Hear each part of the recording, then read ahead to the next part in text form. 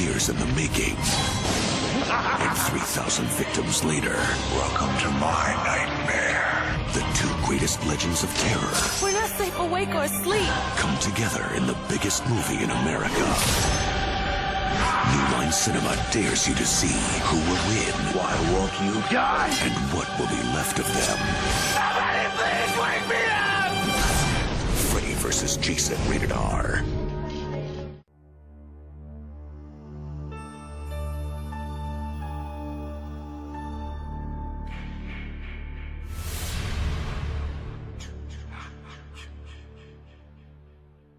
Hello, everyone, and thanks for tuning in once again to The Pod and the Pendulum, your horror movie podcast that is dedicated to covering every single horror movie franchise, one movie in one episode at a time.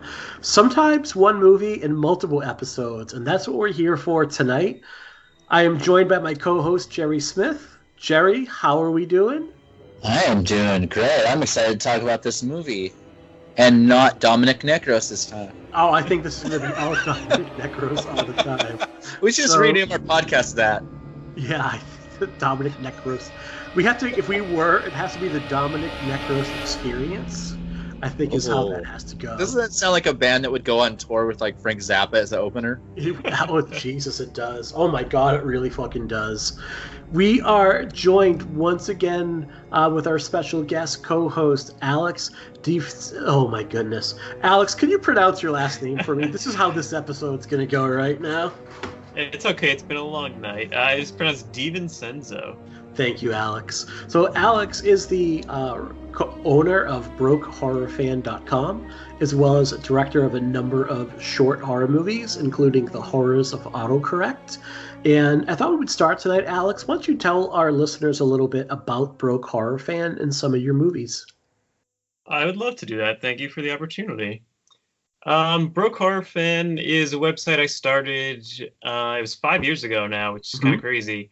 I had written for a number of other horror outlets. I wrote for Dread Central, Hour in the Head, Horror Hound, and a few others. And I enjoyed it, but it was one of those things where it was like, they're not paying well, if at all. And I kind of got tired of doing the same old like news cycle that everyone else is doing, which, don't get me wrong, those outlets in particular do it very well, along with the other big horror sites. But it was just like, I don't know, it became tedious, and I just wasn't enjoying it anymore. So I wanted to start my own thing, but I didn't want to do the same thing just under a new name. So I started Broke Horror Fan to kind of fill the niche of people who just love horror merchandise. That's the whole point of the site, is just to highlight all the cool horror stuff out there, from DVDs, posters, records, toys, anything under the sun that's horror movie related. You can probably find it on my site, and there'll be a link to buy it. Within Broke Horror Fan, about a year ago, we launched a line of VHS movies. They're modern horror films on fully functioning limited edition VHS, which we're really excited about. We launched with Adam Green's Victor Crowley last year. We released a lot of other cool titles: Terrifier, Kevin Smith's Yoga Hosers, Adam Rifkin's Director's Cut, a lot of cool stuff. And we have a few other big titles in the works that I can't announce yet, but before the end of the year, there'll be another few exciting titles that people will know from filmmakers they know. So that's been really exciting. So how has that been received? Like, because a lot of people would look at VHS tapes now and be like, what the hell is this? How has that been? I mean, even DVDs right now, that's going like 20 years from now, you might be going, yeah, we're launching like DVDs, special edition of that. So how has that been received so far? We have gotten a lot of what the hell is this, so I'm not going to lie. But what we pride ourselves in is, it's kind of, we call it a functioning collectible. because the movie is on the tape, oftentimes with some kind of exclusive introduction from the filmmaker whenever possible. And we try to get letters from the filmmakers as well. So you can actually sit down and watch it. And I will say some of these movies are an entirely different experience on VHS. There's something about, like, I think, like, Terrifier has, like, a very, obviously, 80s horror style to it. And I think, personally, it plays 100 times better on VHS than it does watching it in HD. But, I mean, that's down to personal opinion. I will say the filmmakers love it, because, I mean, they're all people who grew up in the video age, and, like, I think for some of them, to see their movie on VHS is kind of a surreal thing. So that's been really cool, and all the filmmakers so far have been super receptive to it. And they're fans as well, so we try, sometimes if the budget allows it, we commission new artwork, which we're excited about. We're working with some really cool artists. Sometimes the film will already have, like, director's cut, for example, already had this awesome poster that looks like an 80s horror movie, so that worked out well. So it's been really cool. It's something, I mean, if you asked me a few years ago if I ever thought I was going to make a VHS tape, I would have said no, but now I've made like 1,000 of them, so it's cool. How do you feel, because I'm just taking a look right now, and it looks like you go from like the 16:9 aspect ratio to like the 4:3, like how we would have experienced this movie back in like the 80s and early 90s, before DVD and before HD TV became a thing. It's not only the resolution that's different, but also the aspect ratio that's different. That's 100% correct. That's the first question we ask as soon as we get the filmmaker involved. Like, do you mind if we crop your movie? And so far, everyone's been cool. Like, yeah, that makes perfect sense. So okay. I personally do the cropping myself to make sure nothing's lost in translation. Because if you just squash a 16:9 or cut off the sides, you're going to get characters cut off and stuff. So I oversee that myself. To make sure it is the best possible presentation. I mean, all of our tapes are super limited, so I might be doing it for only 50 people or whatever, but it's worth it for the people who are going to sit down and watch it. I think it really makes a difference. Like I was saying, like the movies like Terrifier, or like we have a really cool monster movie called Book of Monsters that has that 80s feel, and it really sells it on VHS. This looks really cool. It's a really neat idea. It's definitely like an outside of the box idea, and I think it's really neat. I think if you're of a certain age, there's a recent slasher movie in the last few years that I love, and on the special feature part of the Blu-ray, Scream Factory released kind of like a VHS looking cut of the movie. And I remember watching it. It's called Fender Bender, and I remember watching it thinking like, man, this looks so much better on the kind of VHS-like cut of the film. Like, I wish that this would be on VHS. Yeah, and there's something about like that look of digital. It just, I don't know, for these movies that are supposed to be gritty, and not only supposed to be, but are very low budget, but these tributes to the movies from the 80s that we love, there's just something kind of lost in translation. I mean, they still play well, they're still fun movies, but I don't know, there's just something nostalgic about, even though it wasn't released in that era, it just feels like it fits perfectly in there. And then even if you don't, we do have people, if you don't own your VCR anymore, or you're too young to have ever owned a VCR, I mean, they're also really cool collectibles. Like I said, they're all limited. They look really good on a shelf. I won't lie. Like, I have mine displayed. I'm super proud of them. And like I said, we do really cool artwork for them. How do you handle the difference in resolution? Like a VHS tape can do what, 280 or 330 lines, versus someone that might be playing this back on, a 1080p or even a 4K television. I mean, we definitely recommend you watch it if you can get or have an old tube TV. I mean, it does sell it better on that if you're watching, an old VCR with your red, yellow, white audiovisual cables. But we also have people who, they might have picked up a VCR at the Goodwill or whatever, but they just plug it into, like you said, their 60-inch TV. Sure. And I mean, it still works. It's still, you're getting the VHS experience, maybe not quite to the full effect, but I mean, no begrudging anybody however they choose to watch them. And I've come to know your film work, again, through your horror comedy, The Horrors of Autocorrect, which is a really fun short movie that played at the Boston Underground Film Festival. Was that 2017? Am I right about the year? That would have been 16, I believe. Okay. And I believe it was part of the hometown horrors block programmed by my friend Chris Halleck every year. Phenomenal writer in his own right, and all around A+ human being. Tell us about your short work. Like, what are you working on now, and how do you kind of style yourself as a filmmaker? Loaded question. I like it. So I had worked. Yeah, I had worked I'm on a counselor, man. I'm a therapist. I'm going to ask some deep questions. Dig right in there. So I'd worked on a number of local independent features over the years. I know you're a local guy. I don't know if you're familiar with Richard Griffin's work. He's a Rhode Island filmmaker. We used to screen.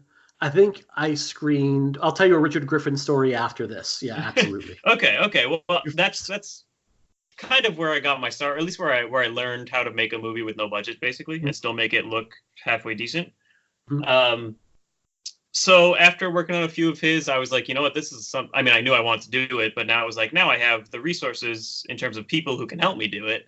So, like I said, I think 2015 is when I actually made Horrors of Autocorrect, I believe. That was my first short. Mm-hmm. It's basically kind of like it starts out as a send up to Scream, and then it devolves into a horror comedy between a killer and his would-be victim in a text conversation, and a comedy of errors with autocorrect ensues.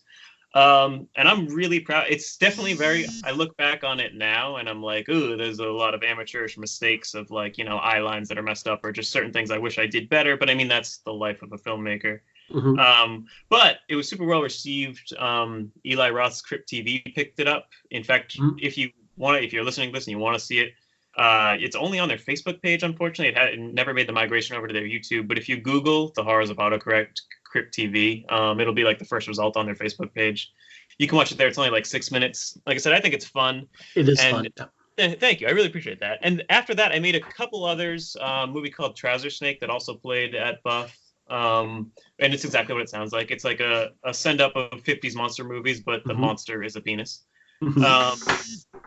And after that, I kind of wanted to not do so much comedic stuff. I mean, I did a fake trailer for one of Richard's movies. It's obviously very comedic, but I wanted to do some stuff a little bit more serious. So that's kind of what I've been focusing on lately. My most recent short that's went online earlier this year is called The Misplaced. That one also played Boston Underground last year, I think. And that's kind of it's only 4 minutes. You can find it on YouTube if you look up The Misplaced horror short film. We'll put a link to it on the show notes. Yeah. Thank you. It's kind of my attempt at doing like a straight horror thing, fast paced, kind of in and out, almost like a Lights Out type. That was kind of that inspiration of doing like a horror set piece that stands on its own. Kind of inspired by the stuff that creeps me out, which is like Halloween and The Strangers, kind of when horror is in your home. Very cool. And nothing like cemented right now, but I haven't directed anything in like a year, and it's killing me. So I'm hoping to I have a short written that I wrote with a friend of mine that I'm hoping to produce before the year's end, and maybe even get into Buff next year. But we'll see about that. I am going to send you a script in the near future that I'm going to polish off. Oh, please do. Right. I would like to see it. Yeah, it's a Halloween by way of Wizard of Oz type of deal. I'm sold. Those are all right. Two incredible movies. Okay, so quick Richard Mark Griffin story, who I adore and love. And Michael Verratti from our Part 5 episode wrote Sins of Dracula, directed by Richard Griffin. That was one of the last movies. So when I ran All Things Horror every month at the Somerville Theater, we screened indie horror movies. We did The Battery, we did American Mary, Dead Hookers in a Trunk, Dawning. It was my life for 5 years. I made some amazing friends through it. We screened a ton of Richard Griffin movies. We did Disco Exorcist, Exhumed. We did Murder University at a bigger event where it screened alongside American Mary as the East Coast premiere of that movie. And did Sins of Dracula. We also did Count Orlok's. I can't think of its Count. Dr. Frankenstein's Wax Museum of the Hungry Dead, which is so much fun. Yes. And I am one of the hosts from a Telluride Horror Film Festival every year, and we had an opening on a Sunday morning, and I begged Ted, who runs the fest, we have an opening. Let's show Future Justice. It's a fun movie. It's sci-fi horror. Let's just show it. So he's like, fine, we'll show it. And I did the intro, and I'm like, anyone who doesn't like this movie, you can punch me in the face later. So he showed the movie. Later on, I'm walking down the street, and I hear from across the street, yo, host. And I turn around, and this guy's like, you're going to get punched in the face. And I'm like, what the fuck? But I love that movie. I love the crew he works with. His actors are incredible. Sarah Nicklin is one of my. I have a huge crush on Sarah Nicklin, and also Samantha Amakapora. I think she's just lovely and so talented. But my goodness, Sarah Nicklin is just so talented and lovely and incredible in everything that she's in. Richard asked me to change a line in my review for The Disco Exorcist, and I refused to do it. It involves beefaroni and face sitting, and you can look it up on my old site, which is pretty much defunct. All right, so what are we here to talk about tonight, boys? Jerry, I am so sorry to make you sit through my little spiel there. No, it's okay. We are here for Freddy versus Jason. The last episode was leading up to it, and now we are here for the showdown. Freddy versus Jason. Place your bets. So where do we want to start, my friends? I think if you want to hear our recap of what went into this, go back and listen to part 1 of this episode, because we cover that in a ton of detail overall. But where we are right now, we have a script writer. We have script writers in Shannon and Swift. And Jerry, you were just saying you were reading some interesting tidbits about them from making this. What did you find out? There is an excellent interview with Shannon and Swift that Trace Thurman over at Bloody Disgusting did back in 2016. They had some really good things to say, aside from the fact that a lot of their script was actually rewritten after the fact. The original script they wrote was 120 pages. Studio wanted something closer to 90, so they brought David Gower back in to basically rewrite it. He cut a lot of stuff, added a lot of stuff, and a lot of the stuff that a lot of people are very nitpicky about with the film was stuff that was added from their script, like stuff that they didn't even write. The homophobic slur, the weird alternate ending that was on the DVD, that wasn't theirs. There's a lot of stuff that, I mean, Ronnie Yu had his own hand in it. So, I mean, I can understand where the film would get into this weird thing of having a lot of these forced exposition moments. When the teens drive somewhere that should take 8 or 9 hours and they get there in 5 minutes. That was another thing that was rewritten in the script. So, I mean, it's an interesting look at, and I would definitely, we could post it when we post the episode, but it's definitely an interesting interview with them that I would highly recommend. Okay. So what do we think of the choice of Ronnie Yu? Because he comes on board. He, at that point, had been best known for The Bride of Chucky. And he brought a really frantic energy to that movie. It begins to take the series in a much campier, sillier direction. And New Line offers him the job based on that movie. What do we think of him as a choice? I am not a fan of Ronnie Yu directing this movie. It's been notoriously reported that Ronnie Yu really didn't have love for the characters. He really didn't care. He thought it was a silly idea. His thoughts towards Jason, I think, are kind of shitty. Kane Hodder had arguably like the 4 worst Friday the 13th films under his belt, but he was amazing in all of them. And I think to get Freddy versus Jason and to make the active choice to replace Kane Hodder because you want someone taller than Freddy, it's silly. And I think it's a slap to the face, not only to Kane Hodder, who obviously took it pretty hard, but to fans. I mean, fans wanted to see Robert versus Kane. That is Freddy and that is Jason, And to hire someone who really didn't give a shit about either character, that says a lot, because both franchises have fan bases. And to get someone who doesn't give a fuck about the fan bases whatsoever, it kind of sucks. Yeah, it's weird that they spent so much time looking for the right writers, but seems like they didn't put so much effort into finding the director, because I believe Ronnie Yu said no at first, and they begged him and probably gave him a big paycheck. They spent upwards of $6 million on the script section of developing the movie. You know, Yeah, $6 million dollars, and we got Dominic Necros, and then they hire Ronnie Yu. It's such a weird choice. Like Justin Edwards, who used to write for Icons of Fright and some other sites, he and I had this long running joke that we would start a hardcore punk band called Ronnie Fuck You, because because he was such a bad choice to direct a film which is basically, and I don't mean this, basically supposed to be fan service. It is Freddy versus Jason. So to get someone who isn't a fan and doesn't care about the fans, it seems kind of detrimental.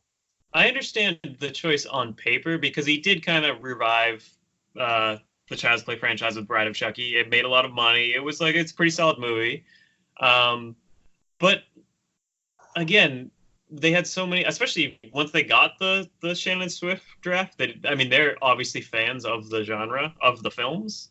It seems counterintuitive to then get somebody who not only dislikes them, not only isn't a fan, but outwardly dislikes them. He does, I will say, he makes some cool stylistic choices. There's some very interesting, he does the colorful lighting that almost makes it look like a comic book, which some people probably hate, but I kind of enjoy it. I like that.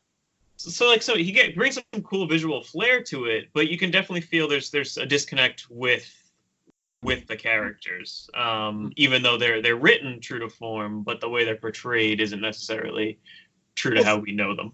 That, and I feel like when it comes to a slasher film, the entries and the sequels that the fans and horror lovers that they resonate with are the ones where you can tell the director gave a shit. Exactly. Joseph Zito cared about making a movie where you felt bad when the kids died. That's what got his final chapter. Tom McLaughlin cared about giving fans an entertaining movie. Jason Goes to Hell. Ronnie Yu, he didn't care about the characters, and anytime he would run himself into a corner during filming, he would throw a fit and basically just berate the actors. That is not a way to direct a movie. It's definitely not a way to direct a huge spectacle movie like Freddy vs. Jason. I want to read a quick, brief section from Peter Brackey's Crystal Lake Memories, The Complete History of Friday the 13th, and exactly what Ronnie Yu felt heading into the movie. Because I think it crystallizes exactly what you said, Jerry and Alex. I think you kind of nailed it. Bob Shea asked me if I had seen any of the Friday the 13th or Nightmare on Elm Street sequels. I said no. He said, "You mean no Jason, no Freddy?" But I think my lack of knowledge about Freddy and Jason worked in my favor. A studio note, it didn't. But the studio was looking for somebody who could come in with a fresh take and some new ideas. Then they gave me the script, and I said I needed to tell them yes or no right now because they waited for so long. 9 years or something like that. They also wanted to start in 2 months. I had to come out to America in May 2002, and they were supposed to prep by June. So I read it, but I still said, "Thank you, I'm heading back." And they said, "Why? I said, "I'm not sure about the script. I think it needs some massaging." But then Bob and the other New Line executives said, "Ronnie, do whatever you want to make it right, to feel comfortable." So that's where he went in. And then he says, "It wasn't until after I accepted it I started to think, oh God, I hope that this Chinaman doesn't screw this up," which is really fucking weird, but okay. That's kind of odd. So yeah, to your point, guys, he doesn't have a passion for these characters in a movie that only exists because of the passion of the fan bases. Yeah, it was almost willed into existence by fans. How do you do that?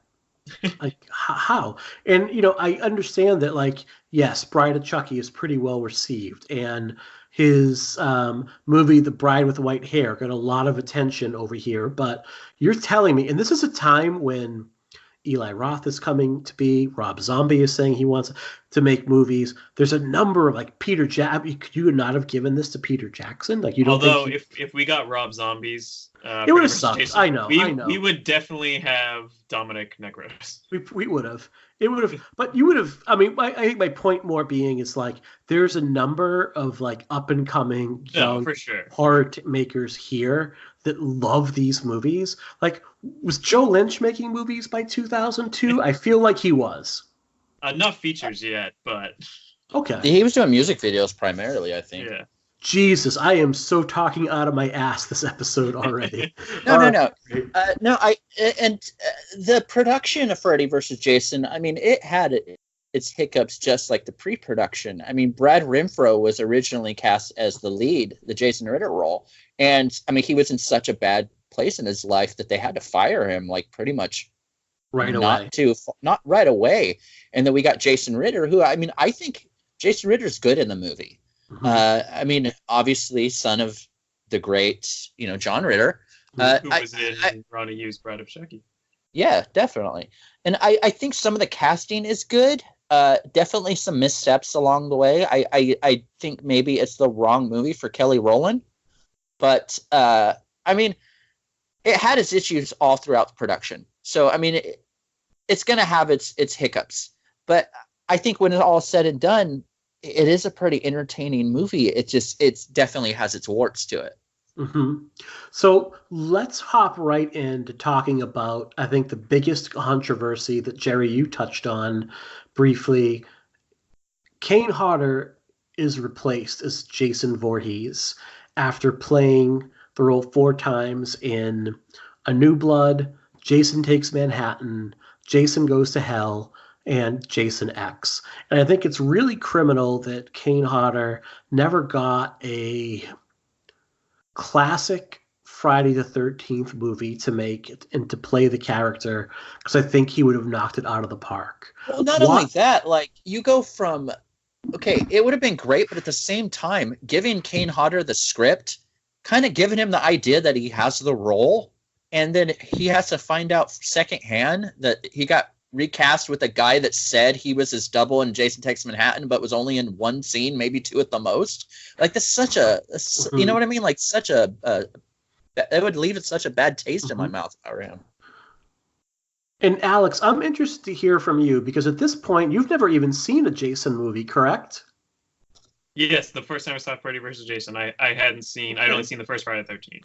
So is somebody that is approaching the series and seeing Jason for the first time, like, but you had known about Jason and known kind of what a big deal he was. What was your impression of the character walking out of Freddy vs. Jason? Like, how did you feel about seeing that portrayal on screen? That's a good question. I never really thought about that. And to be honest, like, as a fan now, I do think like it's a huge insult to Kane Hodder. Like, I can't defend their decision by any means. But without that knowledge, like, obviously it's a very vocal fan base, but like the average viewer who doesn't know who the hell has ever played Jason, like, it probably didn't make a difference, because it didn't to me. It was weird that he was so tall, because I don't think Jason was ever that tall in any of the other ones. But other than that, I mean, I thought Ken Kersinger did well with the material, but like certainly Kane Hodder deserved the role. Mm-hmm. Well, he just comes off very, and this is no offense to Ken Kersinger, but Jason comes off very dopey in Freddy vs. Jason. Do you think? Kind of like Jason's been like smoking out the entire like time leading up to it. Whereas like is that the portrayal or is that the makeup? Nothing against the makeup either. To be honest, I think that's Ronnie Yu. Because at the same time, Ronnie Yu gave Ken Kersinger instructions on how to portray him, how to walk. Those sympathetic eyes or whatever. He wanted that. He wanted a Jason that was a lot slower, not as calculative and like mean as the Kane Hodder Jason. And I think after seeing 4 films with that Jason, that's what fans have come to expect. Mm-hmm. So it is. I mean, obviously, to the casual horror fan or someone that isn't as, I think, passionate about it as a lot of other horror fans is, like, I don't think maybe it's that big of a deal. But if you are a super huge Friday the 13th fan and you walk into Freddy vs. Jason for the first time, you could totally tell the differences in the Jason. And it's just so weird after getting so many movies where Jason, as we've said many times on this podcast throughout the different episodes, Jason goes from being scared to basically a pissed off dad approach. Mm-hmm. The Jason goes to hell, or the Freddy vs. Jason portrayal of Jason is like that younger brother who's really into Coal Chamber that nobody understands, so he just sits along walking around by himself. You know what I mean? Like, that's not my Jason. It's kind of amazing when you look at the timeline that Kane Hodder played Jason over a span of what, like over 10 years between New Blood and then Jason X, and then like Freddy vs. Jason came out 2 years after Jason X, and he didn't get the role. It's kind of incredible when you look at it. And I think part of it too, part of what makes it such a slap to the face is no one to this day will give Kane or anyone a definitive answer as to why he didn't get it. Even Ronnie Yu has said, like, well, the studio didn't really want him. I didn't care either way. The studio has said Ronnie didn't want him. He was looking for something different. Kane has said he got one offer. It was a low ball. He thought that would be a negotiating point.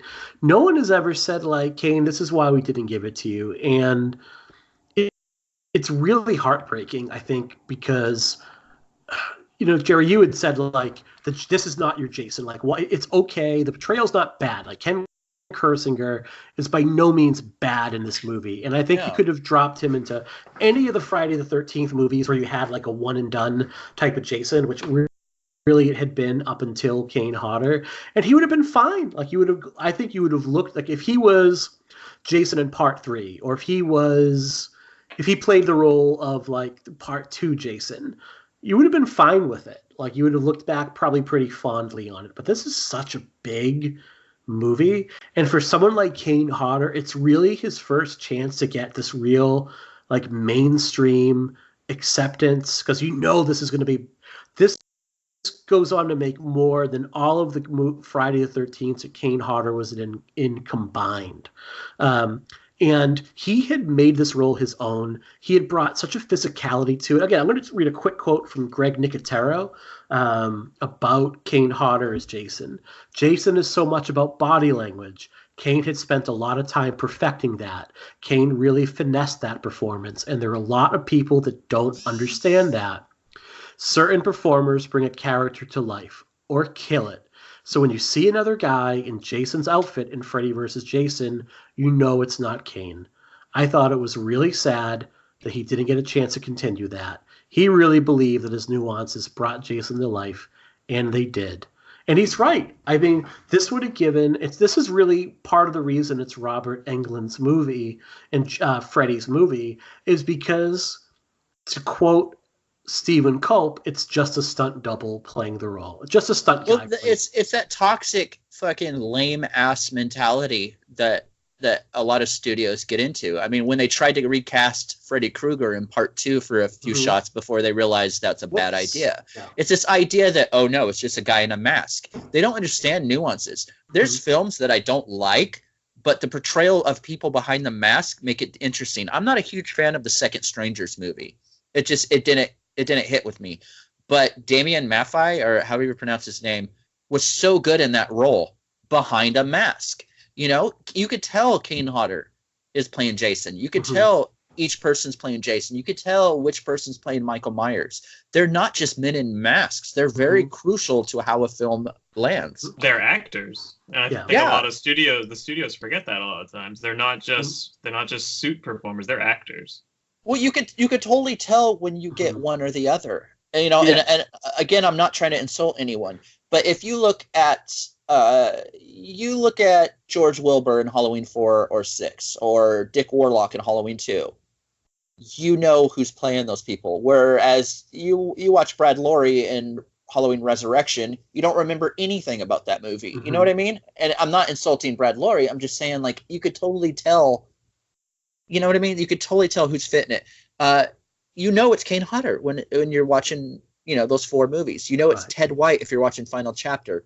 I don't remember much about Freddy vs. Jason other than the movie's pretty entertaining and that Jason's kind of on morphine the whole time, basically. Like, you know what I mean?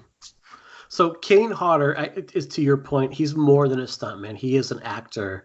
He really, I think, is the definitive, even though he's not my favorite Jason, he is a definitive Jason as far as that, and he's proven himself so much even since then. I mean, yeah, it's a small touch, but playing Victor Crowley's dad in the Hatchet series, it really gave us a side of Kane that we hadn't seen before, you know. And I think that really shows. Or if you watch the documentary that was it last episode, or I can't remember, but whoever was talking about the documentary, the Kane Hodder one, so good. To Hell and Back. It's so fucking good, and it really shows the personality behind these people.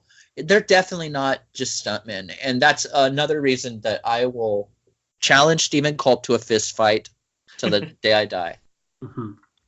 Absolutely agree. So above and beyond that, with Ronnie Yu doing some reading and some digging, it sounds like the actors did not get a lot of support from him on set, that they were kind of left to their own devices. Well, it's kind of like the Friday the 13th 3 part. You know, you have Steve Miner, who was so hands-on in the second one, and then you get Friday the 13th 3, where they're so concerned about outside things like 3D that the people are just kind of told just to do their job, you know? And I mean, for a film that had taken so long to develop, like as Freddy versus Jason did, you would think that every single person would want to be hands-on to make this as good as possible. So again, this is going to turn into Jerry talking shit on Ronnie Yu, and I apologize, any big Ronnie Yu fans, whoever the one of you are out there. But, you know, it's a testament to making the wrong decision as a director.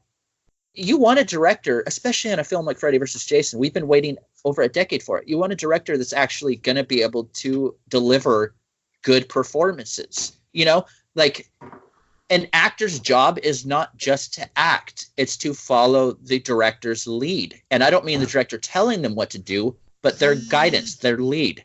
And if you don't get a solid director to do that, you don't get good performances. And I'm not saying that, you know, as anything bad about the actors, but it's just a fact. And I think, you know, Alex, why don't you weigh in here? Because you are a filmmaker yourself, and you're someone that works within genre films. And it doesn't matter with a short or a low budget. How do you, because it seems like, to Jerry's point, the effects were everything in this movie at the expense of the performers overall. How do you find a balance between, like, we need to add some really cool effects versus we want some really believable performances overall? I mean, it's not easy. You kind of have to go in knowing you're going to focus more on one than the other. Just kind of the nature of the beast, especially when you're working independent, no budget. I mean, it shouldn't have been as big a problem on Freddy vs. Jason when you have an entire cast and crew. But I think in this case, it probably boils down to the disconnect to the material. I think Ronnie Yu, as an outsider to the genre, probably thought, oh, people care about the effects. Like, that's what drives people to the movies, which to some extent he's not wrong. But I mean, we don't only love it for the gore. I mean, we love it because we also connect to the characters. We love the characters. And I think that's where that disconnect comes in. And it's unfortunate because, it's, like you said, there is a good cast in there. Really, I'll agree that Kelly Rowland was probably miscast, but beyond that, I think the main cast is pretty solid all around. But just not up to their best potential if the director's heart wasn't in it. Right. Well, I directed a film in 2016 called Love Is Dead, and it's depressing as hell. And that film is an example of the kind of stuff that I like to direct or I like to write, because I like to focus on performances. That's always the most important thing to me. So I'm not good at writing horror. So I try to stay in like the dark drama kind of shit. But I feel like if you get a director who finds that stuff just as important as the slasher elements, Freddy vs. Jason would have been, you know, better, in my opinion. You need to sympathize for your protagonists to care that they're facing the antagonist. You know what I mean? And with the exception of nobody. I mean, I like the performances in the movie, but I mean, I can't think of a single character that I'm just like, oh man, I really hope they make it out. Right. You know, whereas you watch Final Chapter and every single person you want to get out of that situation. Freddy vs. Jason, you're just like, oh, that's cool. You know? Yeah. I wonder if... Oh, I'm sorry. Nope, you first, Alex, please. I was going to say, I wonder if there was a disconnect in English not being Ronnie Yu's first language. Maybe he didn't... I don't know. He was certainly fluent in English, don't get me wrong. He was perfectly and a perfectly good director in his own right. But I wonder if like maybe he didn't. I don't know. I just feel like it'd be harder to judge a performance if it weren't your first language. I mean, I can only speak English, so who am I to say? But I wonder if that played any part in it. I think that played a part in it. They do talk about like maybe a little bit of a limited command of English at that time. I think a big thing, and this is from Doug Curtis, one of the producers of the film. He says that Ronnie was very moody. He could be really difficult to work with, and he would go into these depressive funks. And anyone that's suffered with depression, I've had my bouts with it. I know how hard that can be, and I don't mean to make light of it. It can be a son of a bitch. It can rob you of all your energy, of all your will to do anything. There's talk of like on set, he would go into these massive depressive funks where no one could get through to him, and he just looked out of it. And that not only hurt the movie, it hurt the performances because you're looking there as a performer, you're looking for feedback from your director, and you see that it looks like he should be anywhere else except the movie at that time. And I think that kind of plays into some of the choices that were made. Well, even Jason Ritter, I mean, I can only imagine what he went through. I mean, he's coming in late in the game to replace Brad Renfro, and for someone coming into a film that late in the game, they probably want a good course on being brought up to speed by the director. So for Jason Ritter to come into this movie and get a director that's really kind of like hands off and kind of dealing with his own stuff at the same time, like, man, that must have been hard. Absolutely. I think the one thing where it helped is the cast set really bonded. They kind of realized like, all right, we need to get through this together. So the teenagers in it kind of formed their own clique and got really close to one another while making the movie overall. And let's be honest, like nobody is going to direct Robert Englund as Freddy Krueger at this point, right? Can we all agree that like Robert Englund's going to direct himself better than anybody? Yeah. I feel like if Ronnie Yu had tried to direct Robert Englund as Freddy, he would have just walked up to Ronnie Yu and just said, "Hold my beer," and just went with it. I mean, that's somebody that had been playing Freddy since 1984. You know what I mean? Like, you don't need this. You don't need this new guy that doesn't give a shit about your character telling you what to do.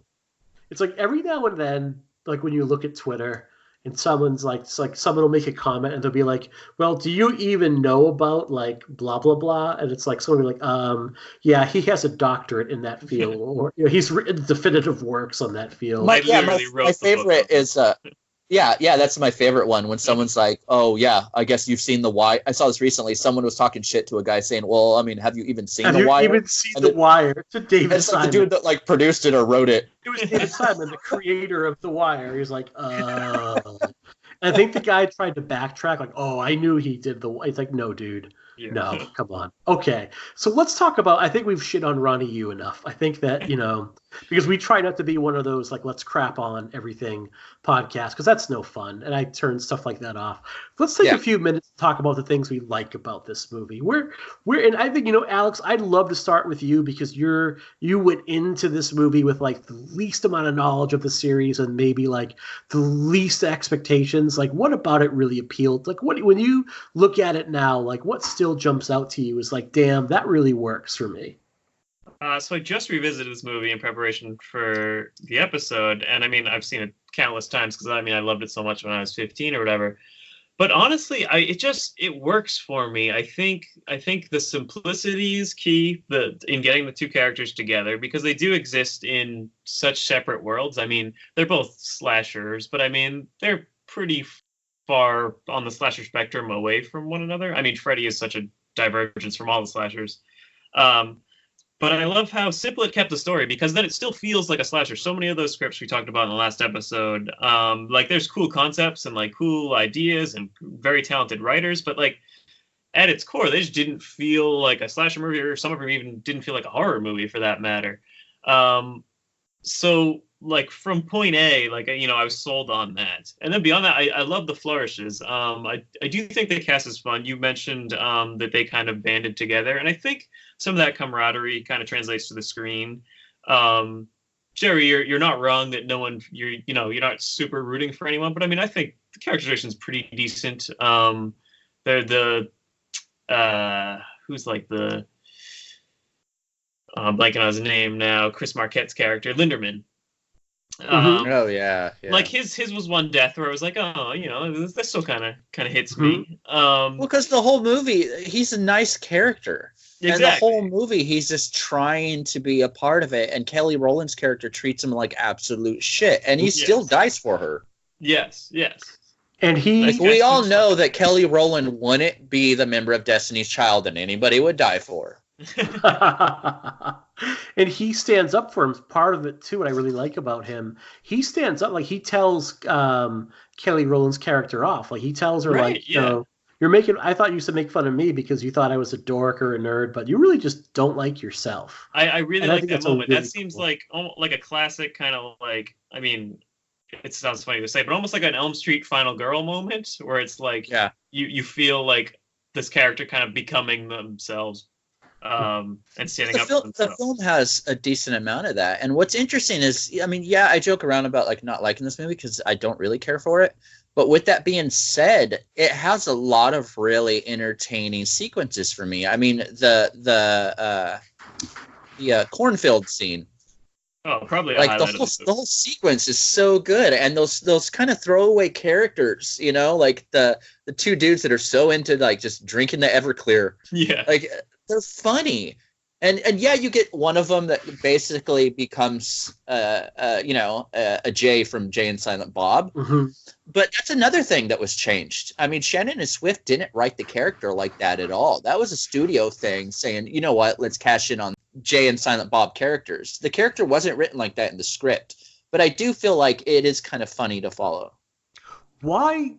Any word as to why the character was changed? Like in 2003, after Jay and Silent Bob Strikes Back, why is anyone writing in not like a very clear stand-in for Jason Mewes?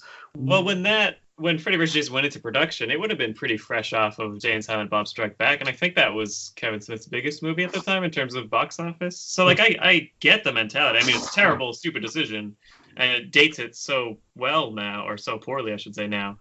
But, like, I guess I understand the mentality. It was like, oh, that did well. We need to do that to also do well. If I remember correctly, in Crystal Lake Memories, there was that part where the actor that played that character was so taken back and confused why there was basically a Jason Mewes wig waiting for him and a beanie when he got to set. He was like, what? Why am I doing this? We got this question on Twitter, and I want to credit the right person. We're going to jump ahead because it dealt specifically with the cast right here. I remember that question. The listener asked the question, why cast Catherine Isabel in a role and not have her be the lead? Yeah, so let's find that right over here. Okay. God damn it. I can't find it. Okay. They want to know, like, why was okay. Now I'm getting slap happy. Why was Catherine Isabel cast but not the lead? I love everything about Catherine Isabel. I think she's just got this awesome charisma. Obviously, we know her from Ginger Snaps, from American Mary, and also her role in Hannibal, one of the best television adaptations of any property ever. That question was from Jinx, Jinx 1981, who is Jason Jenkins, the host of Scream Addicts. He asked that question. Thank you. So why would you not, like, you see her, like, why not give her this? I think she would have killed it in the lead role. I think she would have, but at the same time, as an actor, whether you're Catherine Isabel or not, being in a film that will definitely be big on the screen, and like Alex said, butts will be in seats. Mm-hmm. I could imagine how she was just like, the role's small, but hey, I'm going to go for it because this is guaranteed to be watched, as opposed to, Ginger Snaps, which we all love. But I mean, let's face it, the movie wasn't like massively successful, Sure. Mm-hmm. Yeah, you're absolutely right. I mean, she's masterful in Ginger Snaps, and I think she's objectively a better actress than Monica Keena. But I'm sure she just the opportunity to be in a movie this big. I mean, I think this is still probably the biggest movie of her career, and I'm sure she doesn't take that lightly. I'm sure she was excited for the opportunity. Of course, if we were directing it, I'm sure we would have given her the lead role if given the opportunity. But I think the fact that she went from the Ginger Snaps movies to this was like just like a cool move for horror fans in general, just to see her in such a big movie. Well, I mean, prior to Freddy vs. Jason, I think one of the most recent things right before that she had done was Insomnia with Christopher That's right. Nolan. I forgot she did that. You're right. That's such an interesting step to go from Christopher Nolan and Insomnia to Ronnie Fuck You and Freddy vs. Jason. Yeah, that was right before this, I think. Yeah.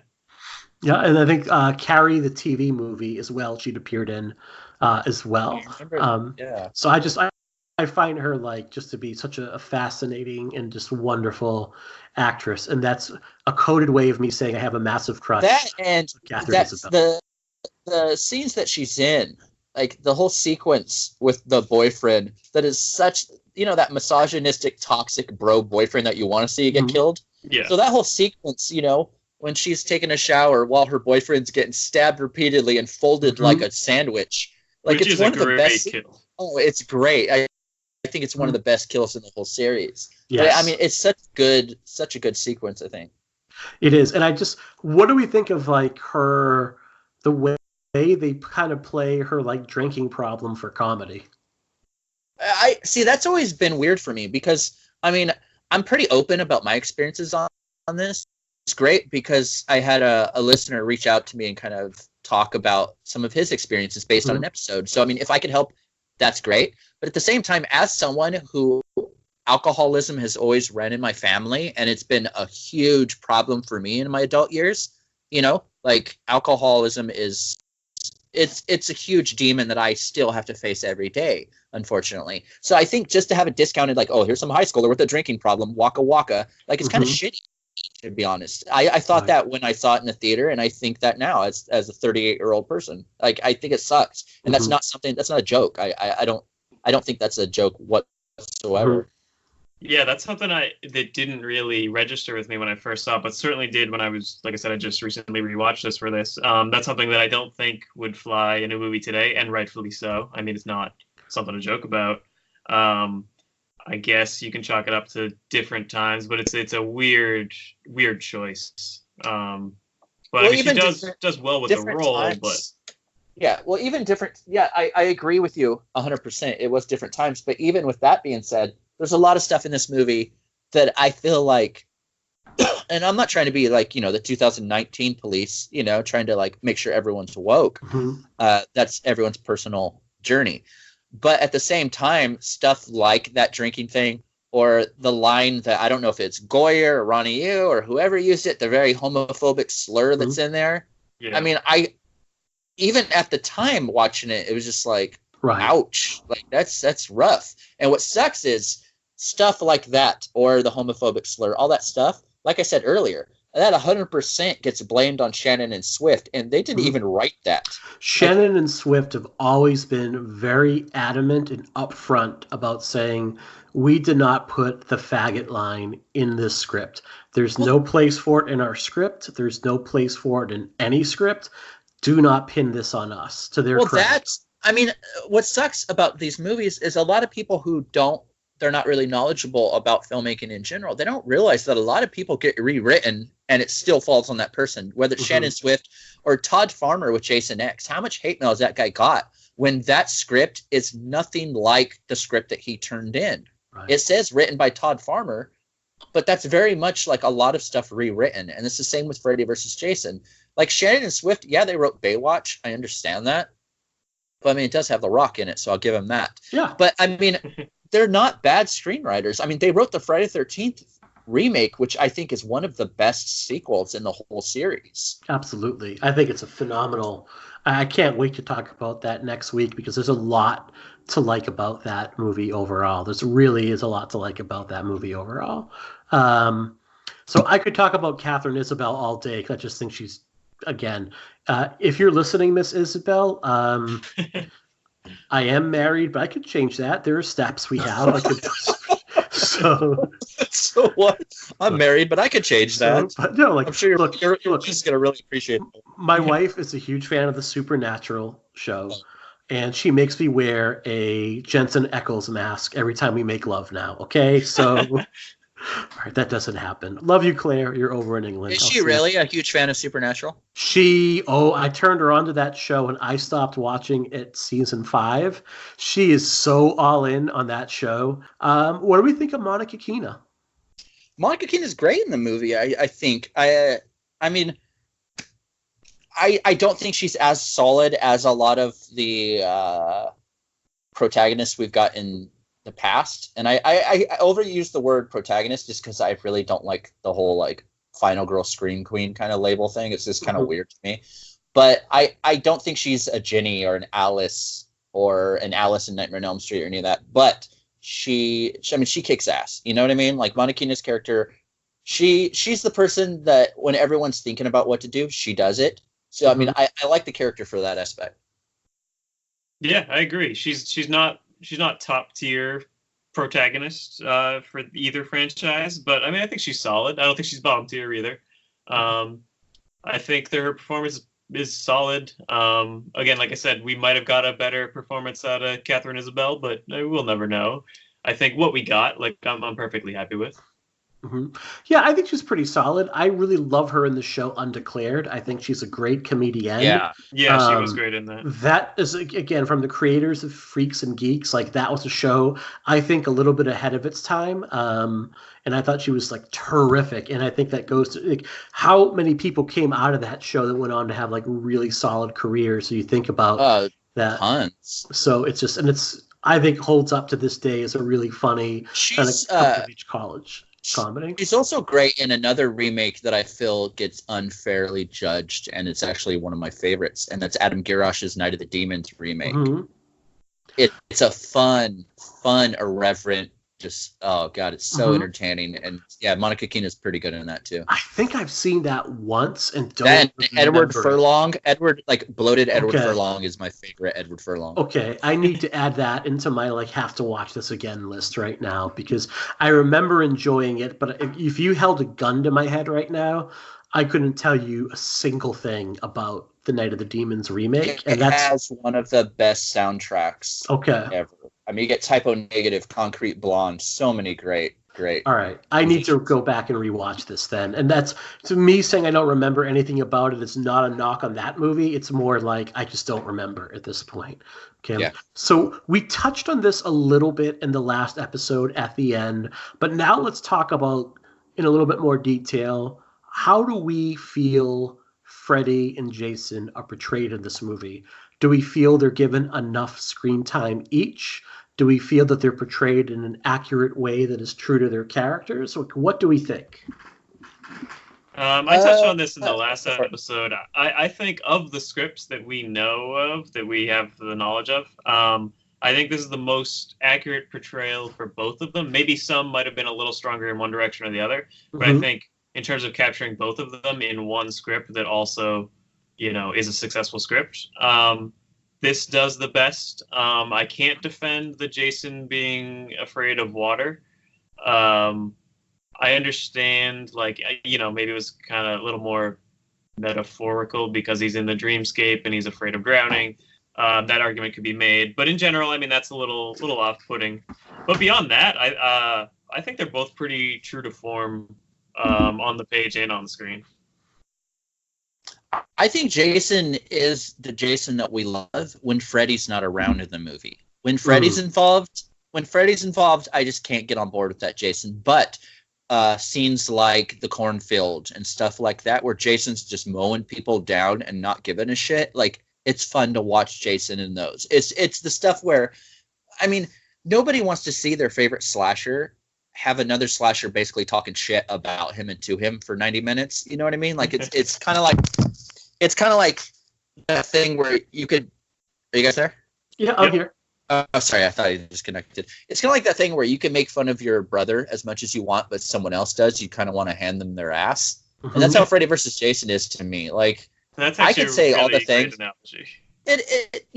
That's how I feel. It's just like we could talk as much shit about Jason and being maggot face and everything else as much as we want, but Freddy just basically treating him like he's a dog for the whole movie. It's just kind of like, you know what? Fast forward to that end battle because I want to see Freddy get his ass kicked.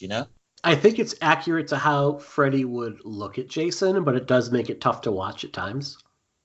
Well, yeah, But I mean, I understand the approach. I mean, Freddy's always been like that, but it's just like we, as a fan of Friday the 13th, we had watched 10 movies with this character before, and on this 11th movie with him in it is basically he's treated like a little bitch the whole time. Mhm. It's man. And I think this is the difference between again, I'm going to say it, stuntman playing the role and someone like Kane Hodder. I think Kane Hodder would have asserted himself on set and have made some very different choices as to how the interactions between Freddy and Jason would have gone. I think he would have said, this is not how Jason would act. Jason's not going to be a little bitch to this guy that he towers over. It could rip apart in the real world. Do you think that might have played a part into why Kane Hodder didn't get the job, because they knew that he wouldn't stand for that? It's possible. I think that there's no one factor that goes into it overall. But, if that's the case, I think that kind of sucks. Did you ever, this is a sidebar, but I meant to mention it earlier when we were talking about this. Do you ever, I don't know if you guys watched Holliston, but do you ever see the episode of Holliston where Kane Hodder, kind of comes to terms with not being in Freddy vs. Jason, I think, in a comedic way? Mhm. Yeah, I love that episode. Yeah, me too. I just think that was such a cool thing for him to do, for Adam to do. Mhm. Obviously, it's kind of making light of a very dark situation, Yeah. but I think it probably helped Kane, on a personal level, kind of accept it. I think you're probably right. I think that's an accurate statement. So I said this a little bit before. I think this is a phenomenal portrayal of Freddy Krueger. Robert Englund always gives it his all. Now, I think by part 5 of the Elm Street series, he had kind of gotten a little bit off the rails, a little bit. A little bit. You get to quote our friends over at Halloweenies. So if you're not listening to that, oh my goodness, they have covered both Halloween and the Elm Street series with such dedication, and there's just such great listens. Like they're very kind of saying that it's a boy moment is like when Freddy kind of jumped the shark at that point. This is a much more restrained and I think much truer to the original portrayal of Freddy Krueger. Like, I think in our last episode, we said how you can't make Freddy or Jason scary again. And Freddy is outright scary in some of the sequences here. I love the opening sequence that dives into Freddy's history. And you have, like, Robert Englund without the makeup in his basement with this little girl trapped, and you just know what's going to happen, and she's terrified, and he plays it with such sadistic glee, and then it cuts to him licking a picture of her and putting it in his scrapbook. And I thought the scrapbook was a really wonderful touch. The scene with Mark when he gets killed, and how it's the one Freddy kill in the movie, and how sadistic that is. And when Mark is like, I'm not going to be your messenger, you see the wheels turning in England's head as Krueger, and how he's going to make him suffer 1,000 times more for not doing his bidding. I think that's really wonderful. And he still becomes the messenger. Yes. Oh, most definitely. Freddy and Freddy vs. Jason reminds me of those dudes that just beat their wives, And he basically, they push them down and tell them they're not going to be anything. And when they finally stand up, that's when they act out. You know what I mean? Mm-hmm. Like that kind of dude that just, not even just beat their wives, but just like those kind of like really toxic males in general. Mm-hmm. That do you know what I mean though? Like he's that kind of guy that is, he could push someone down and put them down and make them feel like shit. But as soon as they step up, it's just like, oh no. Oh no, not me. Yeah. Oh, I was just joking, bro. Yeah, I was just joking. Yeah, and I'm the victim. Never mind.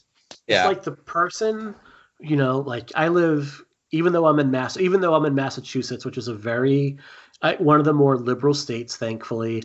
I live in what they call the Cranberry Corner. It tends to run a lot more conservative.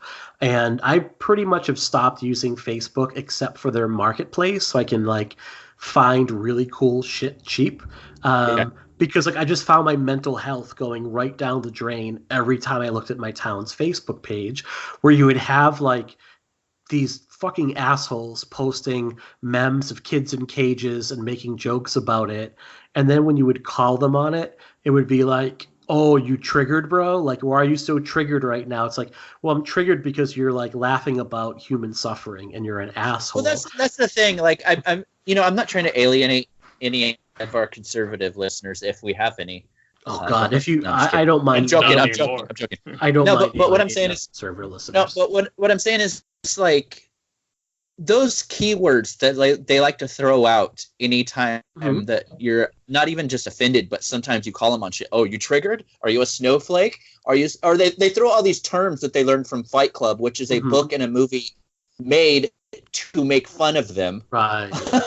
That's the funniest part. They throw all these Fight Club terms, and it's just like, do you not get that Chuck Palahniuk was making fun of you, motherfuckers? Like, they are you know what I mean? First persons to piss and moan and cry if you like come at them with anything.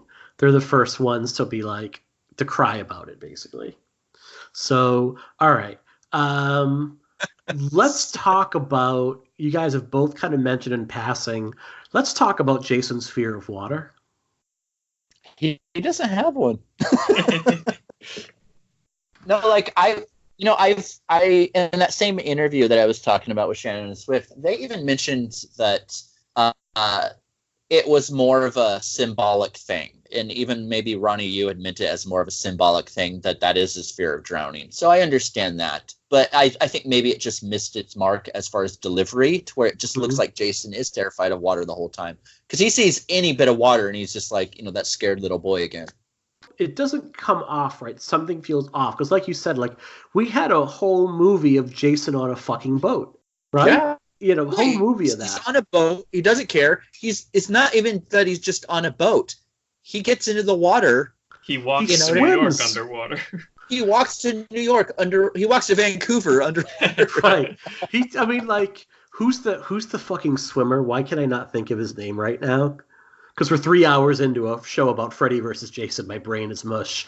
Who's like the 20-time gold medalist? Michael Phelps? Yeah, he's Michael Phelps and Jason Goes to Manhattan. He's like, does the fucking breaststroke from Crystal Lake to Manhattan basically in record time. Like he gets there 2 minutes after a rowboat does. This is not a guy afraid of water. I can picture, when I think about Jason swimming to Manhattan, I could picture those really dramatic, over-dramatic, really like symphony-based sequences in the Last House on the Left remake, when Mary's swimming back and forth, and there's that huge dramatic swell of strings. I can picture Jason doing that. Bunch of cellos and violins as he does the backstroke to Manhattan. Right. It's an odd choice. I don't know. What would you have done instead, though? In the defense of Shannon and Swift, what could you have done to gain a psychological edge on Jason? Aside from, the mother is obviously maybe part of it, but he's not afraid of her. That's where they set it up. I think they set that up and didn't deliver on that. The fact that Freddy used the image of Jason's mom to kind of like get him to do those things at the beginning, I feel like they should have expanded on that. Used that as the catalyst. Because Jason isn't afraid of his mom, but he loves his mom and will do anything for her no matter what it is. Why not exploit that instead of just throwing the water thing into it? Which Betsy Palmer was asked to come back and reprise her role. She said, pay me. They said no. And she said, well, no thanks then. That's what I don't get. It seems like that's a lot of things. Kane Hodder said that, they offered him one small thing. He thought it was negotiation. Betsy Palmer, they won't pay her. It's like these people don't realize that you spent $6 million on shitty scripts for the development, but you can't pay Betsy Palmer the price of a really cheap car. That's what you got for the original. Buy her a car. You spent $6 million and all you got for almost 10 years was Dominic fucking Necros. So it was worth every penny, is what you're saying. Yeah. Right. So, yeah. Dominic Necros, the $6 million man. Right. So, Alex, what do you think of the whole, like, how would you have handled the whole Jason is afraid of drowning? How would you have made that work? or what would you have done in place? I don't know. That's a really good question. I never thought about it. I think him being afraid of drowning, like I'm fine, I can buy that, and I like the little dream sequence we see of him drowning. Mm-hmm. Plus, we get to see Crystal Lake like as a functioning camp for the only time in the movie, so that's like a fun little sequence. I guess I don't know. I just wish maybe somehow in the fight, because the fight was in the dream world. I don't see why Freddy couldn't have just brought him there immediately. Why do they have to have that brawl? I mean, I like seeing the brawl in the boiler room, don't get me wrong, but then Jason gets the upper hand and the water stops him. Why not just, I mean, Freddy's in control there. That's his world. Why not somehow just, I don't know, make the whole room fill up with water and he drowns in that? Or just fucking hard cut to the Crystal Lake. Like, it's the dream world. He can do whatever he wants. And I do like in that dream sequence where you see what life must have been like for young Jason, getting tormented by the other counselors and kids. Yeah, because you really don't see that in any of the Friday the 13th movies. It really plays into the sadistic nature of, and because like you have Freddy Krueger, who's a child killer and a child molester, and he's tormenting a child.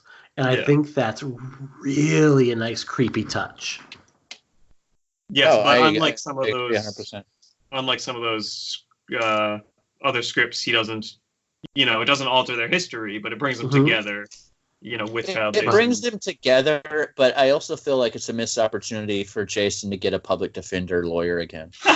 And how does Jason get, again, we were talking about in part 2, how does Jason find Alice? Like, what transport is he taking to get from Crystal Lake, which is in New Jersey, to Springwood, which is in Ohio? Like, that's a those ideas that you never want to see realized. It's kind of like, I love Halloween 5. Love it. But I would be lying if I said every single fucking time I see Michael Myers behind bars doesn't make me cringe. Like, like, you don't want to see that. No. I don't want to see Jason with a public defender, like, talking to him before the case, asking him if he agrees with this deal. Right. Like, it's silly. Okay, guys, I think we've gotten to that point. Let's talk about what we actually came here to talk about. The actual Freddy versus Jason. How does this fight go for you? Does it meet the expectations of Jerry Smith, who has been a fan of this movie since the mid-'80s, has been sneaking into the theaters at way too young of an age to watch Part 5, Part 6, Part 7. Now you have your two big icons on screen, and they are doing their Rocky Balboa versus Clubber Lang impression. Jerry, what do you think? This is what I think.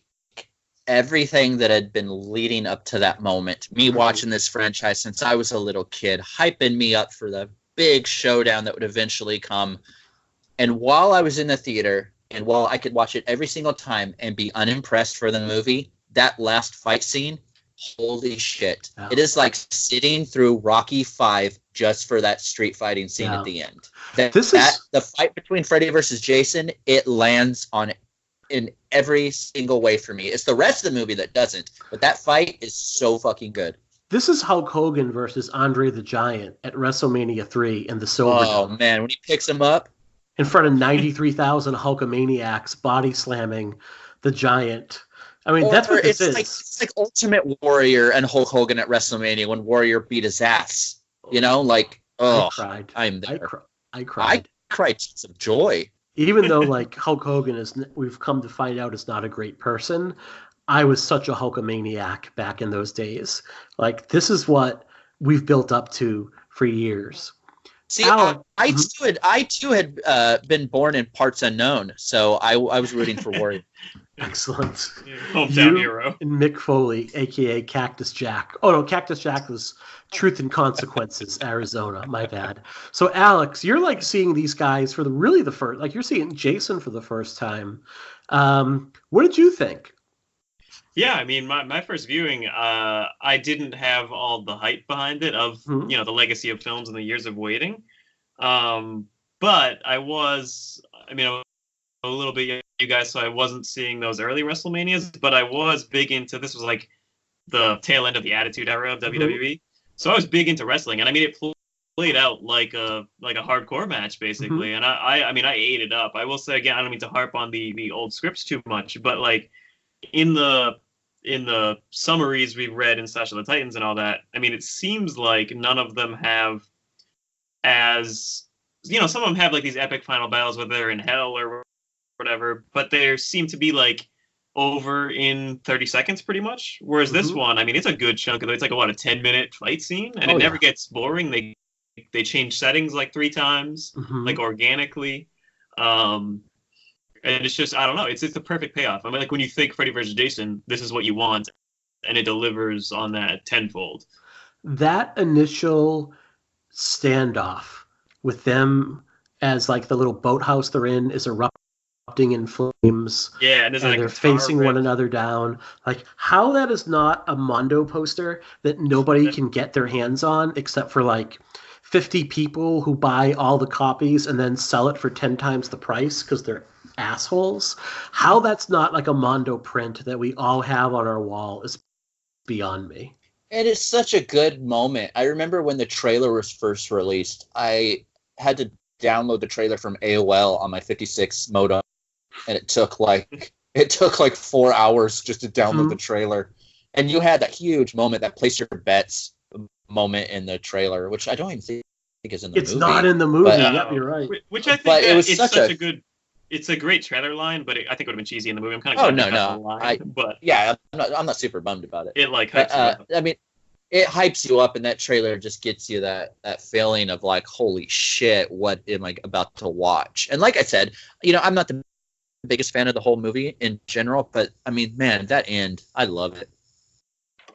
Yeah, absolutely. I thought that moment in particular, what are some of the things that it definitely takes on a bit of a Looney Tunes side to it. And I think that's Ronnie Yu's his doing at that point. I think with some of the stuff with like some of the containers getting fired like rockets, but at the same time, I think Freddy, you understand very quickly that Freddy Krueger in the real world, he's simply not a match physically for Jason Voorhees.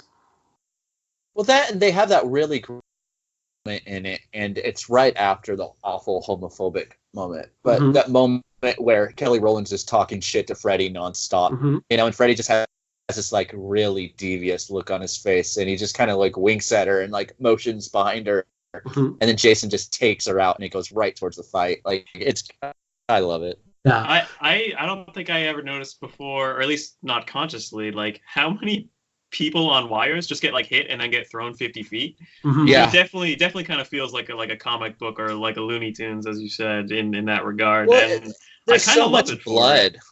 Yeah, it's so over the top in a good way. Yeah, this is definitely the time of like The Matrix and wire work and Crouching Tiger, Hidden Dragon. Like, and this is the time where it's like every movie that could was trying to emulate those kind of effects. So you definitely have that. And to be quite honest, at this point, like Freddy Krueger on his own, scary. Jason Voorhees on his own, scary.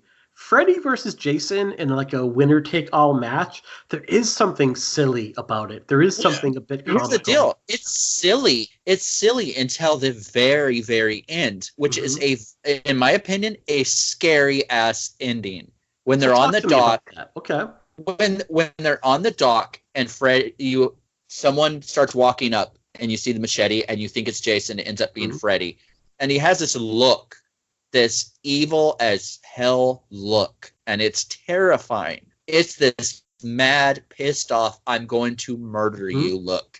It's not the playful Freddy that we've known for movies after movies. It's the Freddy of part 1 and part 2. That look. A look that I haven't seen on Freddy since part 1 and part 2. It's scary right before Jason comes up and gets him. And that's kind of the I mean, not only is it the climax of the fight, but it's also like the most brutal of the fight. Yeah. I mean, we got fingers being cut off, arms being cut off. And I love all the misdirects where like, you see the machete, you obviously think Jason, then they pan up and reveal Freddy, then he gets the glove through. So like, it played like gangbusters for me, and it still does, honestly. I think it still works. I think that last bit on the dock overall, it still really works overall. And I think it gave you physically everything that you, especially like Robert Englund. Well, I know they have stunt work being done in there and too, but like Robert Englund, for every moment he's on screen, like he is not a young man, and he still brings like such joy, such physicality, such like spryness to the role. And I think you got everything you could possibly want out of that fight. And not only, like, to your point, Jerry, like Kelly Rowland's character buys it at that point, as do some of the other ones that are remaining. Like, they're not only fucking up each other, but every chance they get to like kill the humans, like they haven't lost sight. They're like, oh yeah, we have a bunch of like shitty teenagers here that we have to fucking kill too. Well, it's kind of like that moment, and you see it in a lot of movies where it's in like Jason Lives, or there's the moment I think in the new Halloween where the slasher, the antagonist, has the choice of which direction to go. Does Michael Myers chase after Allison, or does he go after Dr. Sartain and the cops? Yep. And Jason Lives. Does Jason go after Tommy, or does he go after Megan? Like it's a fun that whole ending of Jason or Freddy versus Jason. It's fun because both antagonists, both slashers, have the choice of like, okay, do we go after each other because this has been piling on? Jason's tired of being picked on, and Freddy's tired of somebody standing up to him. Do we do that, or do we get rid of throwaway people who in their mind are throwaway people, but are really the people that could fuck their world up? It's fun to watch that back and forth. And it's one of the things too, like one of the things that's always confused me a little bit about Jason Goes to Manhattan, like, is how single-minded Jason is. Like, to me, I've always pictured Jason as like he will kill just about anyone in his path. But when he's on that subway and there's like 50 people between him and Rennie and Scott, he ignores them completely. Like, I just thought like Jason should have been like everywhere he could have gone, like machete left and right, chopping off heads. Jason, to me, is best represented as far as recent times in a movie that's not even a Friday the 13th movie, and that's 2018's Halloween. That sequence where Michael Myers isn't calculating who he's killing. He's just killing whoever he feels led to kill. Right, whoever's in the wrong place at the wrong time. And that's my favorite part of that whole movie. It's because it takes everything that the character should have been for all those movies and does it. He's not thinking of killing anybody. He's just feels led to kill this person. Yeah. Not so much this person, but this person. And I think Jason's like that. Jason he should go for just killing, It shouldn't be a calculative kind of thing. As soon as you mentioned Halloween 18, the first thing that came to mind was that single cut, like 3-minute sequence where he goes on a murder spree. Yep. Because to me, it was Michael Myers saying, I have been incarcerated for 40 years. I have now been let loose in a virtual candy store. And it's like he doesn't know. Like, do you guys remember watching, like, anyone here ever watch Bozo the Clown growing up as a kid? Yeah. So they used to have a game, like a kid would get a shopping cart and be let loose in a toy store for 60 seconds. And anything they could get in the cart, they were able to keep. And inevitably, the kids never got as much as they wanted because, like, what would you do? Like, where do you even start at that point, right? It's like a kid's dream come true. And it felt like that was like Michael Myers in Halloween 18, like, oh my God, oh my God, oh my God, I can just do whatever I want. And it's beautiful because like it's Halloween night and like no one knows who this guy is. 40 years, like no one recognizes Michael Myers. He was a boogeyman 40 years. And it's part of the beauty of like getting rid of all the continuity. Well, they talk down about it even. Yeah. They make it like it's not even a big deal. Like the character of Dave in that same movie. He's just kind of like, well, by today's standards, it's really not that big of a deal. 3 people, like that barely qualifies as a serial killer. So not to get too off track. Okay. So I think that, my question, who wins? That's something that a lot of people asked us here on Twitter. Basically, the most important question, who wins? I'll let you guys go first. I love the ambiguity of it. I think that was such a smart way to go, especially after they had filmed that other terrible ending where, like, Will becomes Freddy, I guess. I don't know. it's such a good way because it can be argued either way.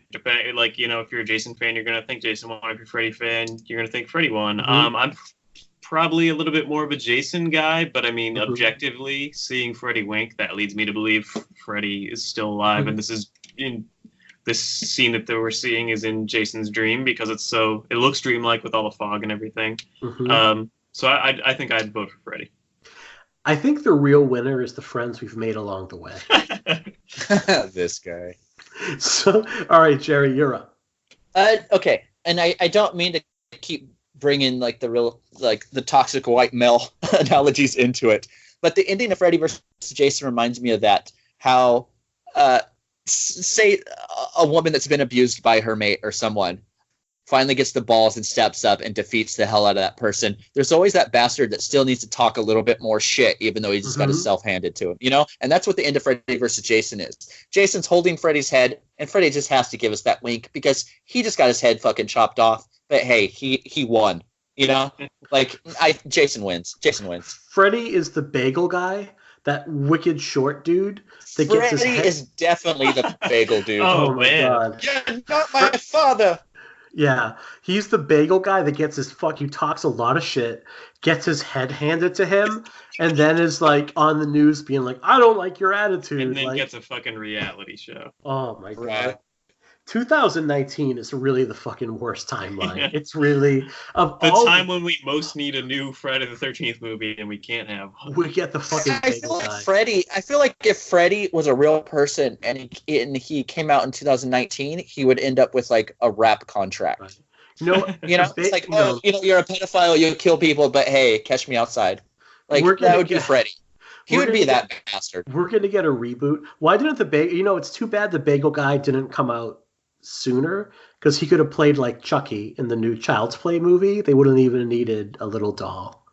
All right, that was too small for that. Oh, I think we're gonna get an Elm Street reboot, and the bagel guy is gonna play Freddy Krueger, and I am gonna fucking lose my mind. Okay, we're probably gonna get proven wrong, but did you guys read that news thing that there's speculation that secret horror film that James Wan is directing for New Line? People are speculating that it could be a Nightmare on Elm Street movie. Oh, I did not hear that. I did not even know he was doing that. I don't buy it, but I just read the news thing today, and I would so be down with that. I think he'd be perfect. I think he'd be so perfect for it. It's interesting because he's stepped down from doing Conjuring movies. He's not directing the new Conjuring, and like he can do these big blockbuster movies. He did Aquaman. He did whatever Fast and Furious movie he did.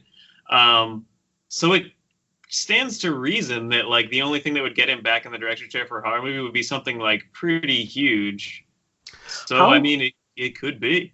How great would it be if like they just like 3 weeks before it comes out, James Wan has directed a new Nightmare on Elm Street movie. It comes out in 3 weeks. Bam. Because with kind of like the Victor Crowley thing. You don't need to. Yeah, it would just came out, but this would be bigger because it wouldn't be like a roadshow movie.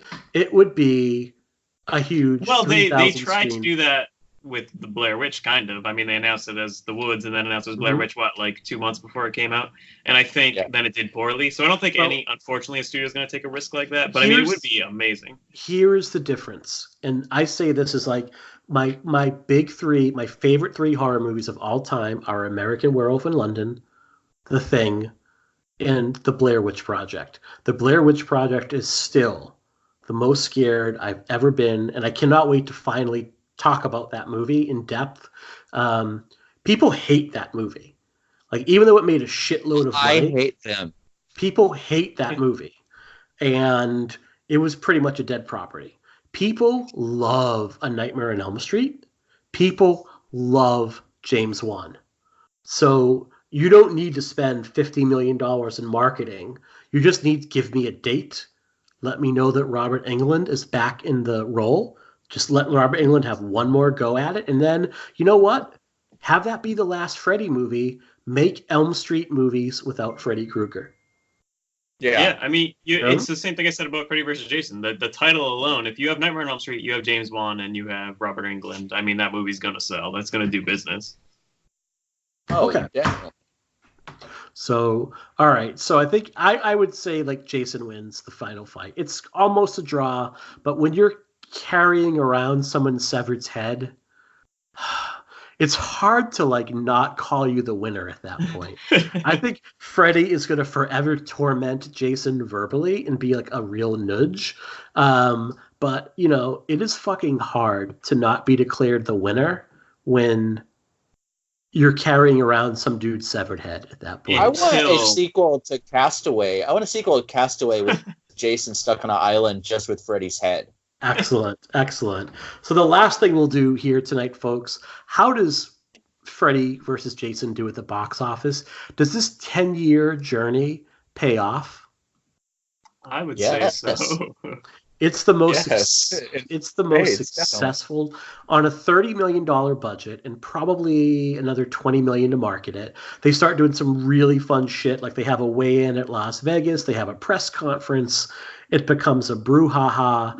The movie ends up making over $83 million domestically and almost half of that overseas, for about $115 million at the box office alone.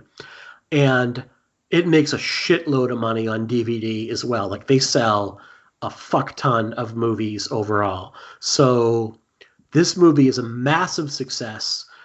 If Robert Englund never plays the role again, what a great way to go out. Like what a way to go out on top if you're Robert Englund, right? Well, it's interesting that for both series, you follow up Freddy versus Jason with 2 remakes of the movies. You know what I mean? Mm-hmm. Like, it's crazy because they make so much money with the show-off movie, and then it's just like, you know what? Let's reboot both of them.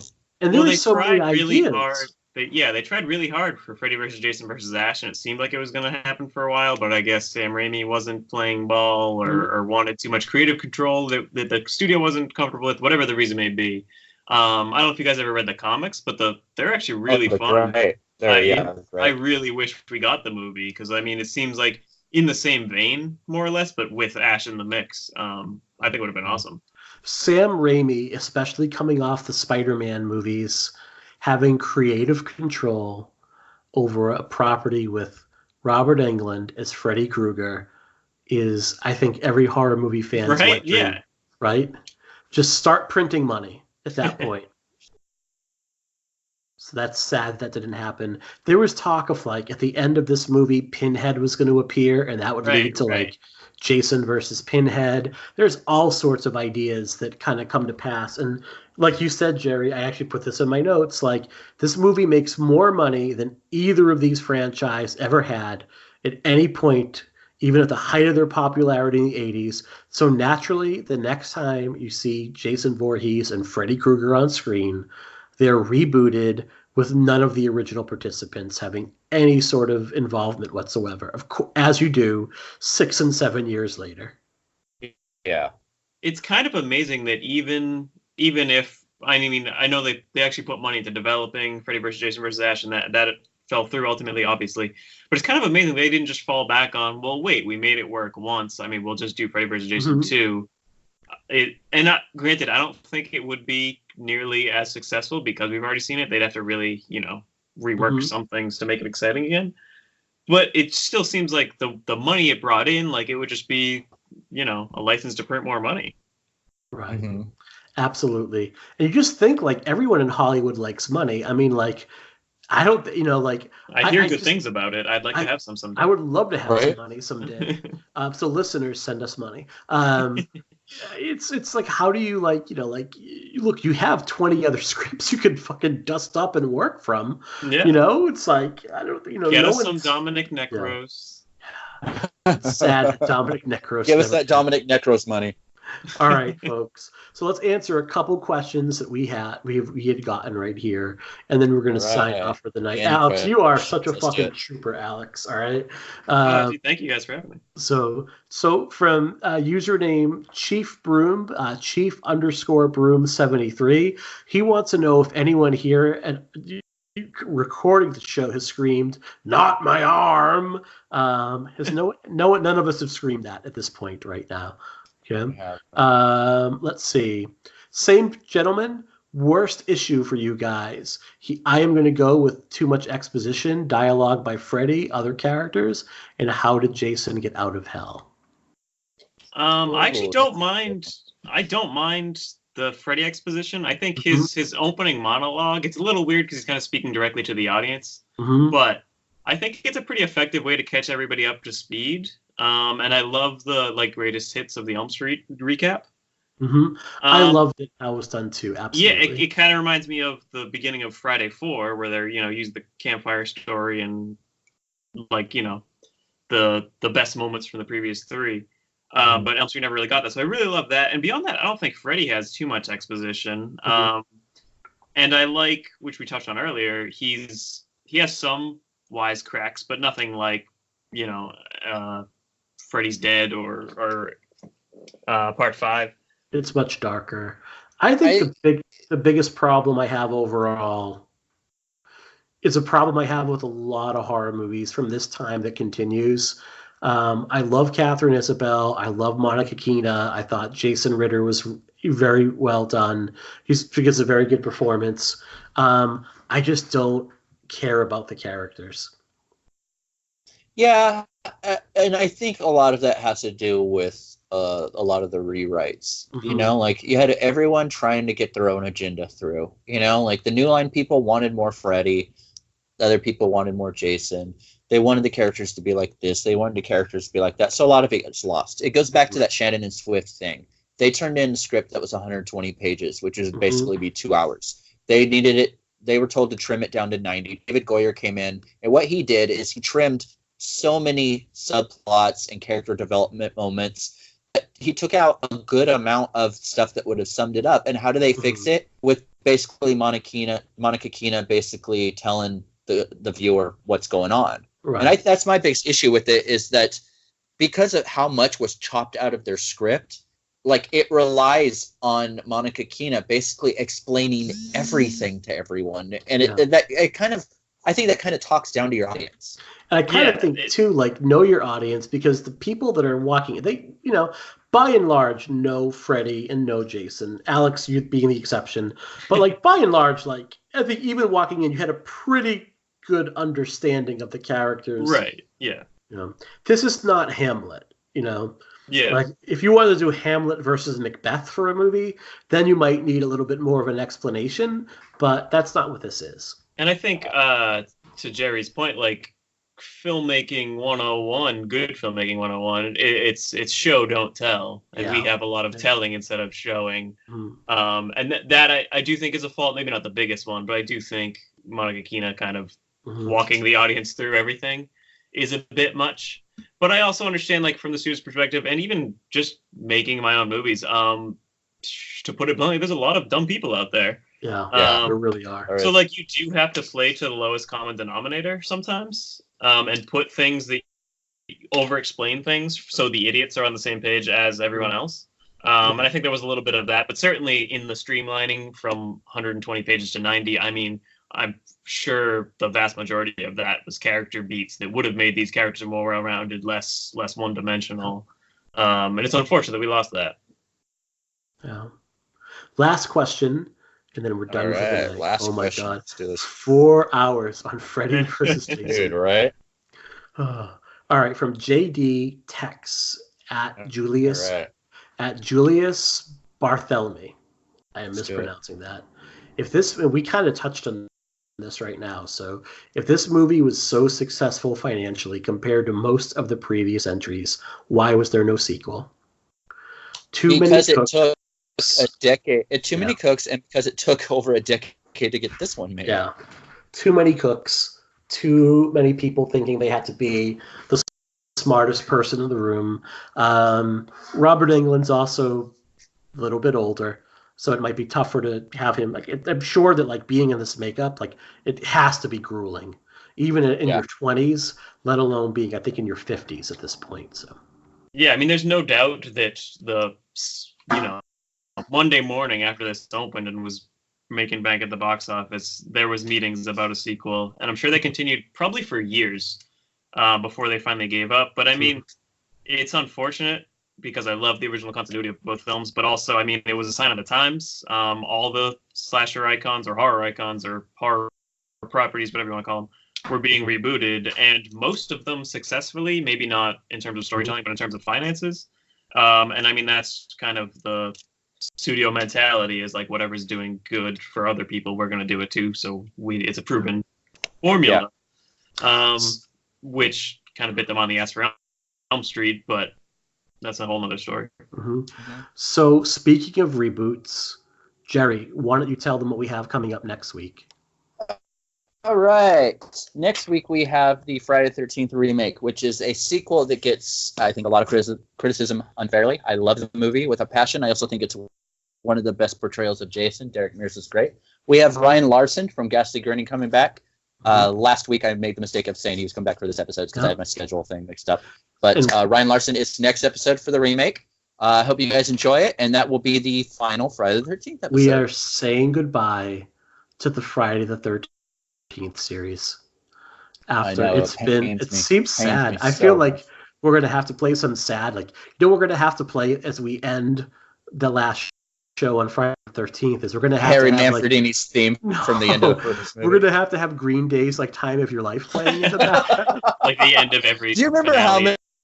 Yes, every TV finale of the 90s, you're right, had that Time of My Life by Green Day. Seinfeld, like the least modeling show, like the most like of all time, like like, and now we must say. You have some jaded breakup song that's played at graduations. It's like, what?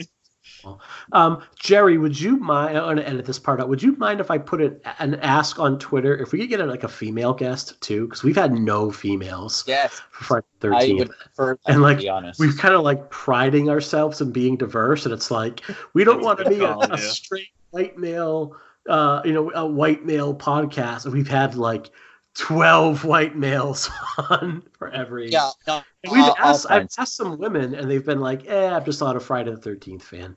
Yeah, that's the only thing. Like, I try, when I look for guests, I try to find people that are, LGBTQ community, or people that aren't just white dudes. It's just, unfortunately, not a lot of people like Friday the 13th other than white dudes, it seems. I've actually thought about switching teams just so we could not just have two straight guys. Right? All right, listeners, thank you so much for 4 hours almost, or 3.5 hours on Freddy versus Jason, our most epic show to date. And I think it kind of is fitting because we have two of the biggest icons of modern horror. They really deserve a deep dive. Alex, thank you so much for joining us. Oh, thank you guys for having me. This was a lot of fun. I can't wait to come back and talk about it when you do it for the Elm Street movies. I assume we're going to do another 4 hours. Is that? We're going to do a director's commentary on this episode. Yes. So this is like, thank you for putting up with our bullshit. Basically, me in particular for 4 hours. But no, this was awesome. Anytime. I will take you up on that at some point. Jerry, it is always a pleasure. Oh, most definitely, man. We will be back next week with our last episode on Friday the 13th until they fucking settle this lawsuit and make another movie. Until then, sweet dreams, everybody.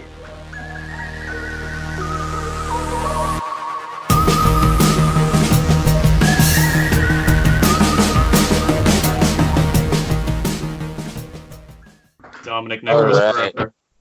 Hey everyone, thank you for start that over again. Okay.